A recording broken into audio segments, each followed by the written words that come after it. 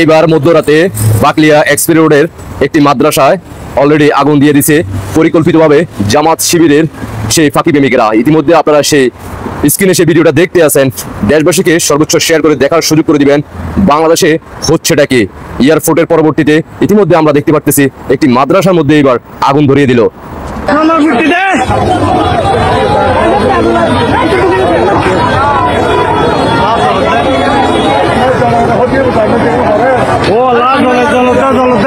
মাদ্রাসার বুয়া হ্যাঁ মাদ্রাসার বুয়া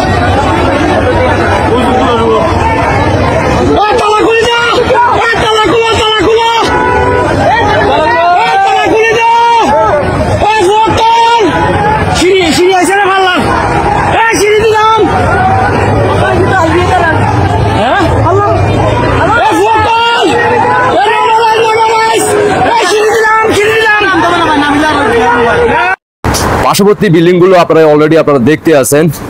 এই বিল্ডিং এর আগুন যদি নিভানো না যায় তাহলে পার্শ্ববর্তী যে বিল্ডিং গুলো আছে সেখানেও কিন্তু আগুন ধরে যাবে। আর এটাই বাস্তব, কারণ আপনারা ইতিমধ্যে জানেন বাংলাদেশে গত এক সপ্তাহের ভিতরে যতগুলো আগুন লাগছে কোনোটাই কিন্তু নিভাতে পারে নাই। দেশবাসীকে দেখার সুযোগ করে দিবেন বাংলাদেশটাকে রক্ষা করার জন্য সবাই এগিয়ে আসুন, রাজপথে নেমে আসুন।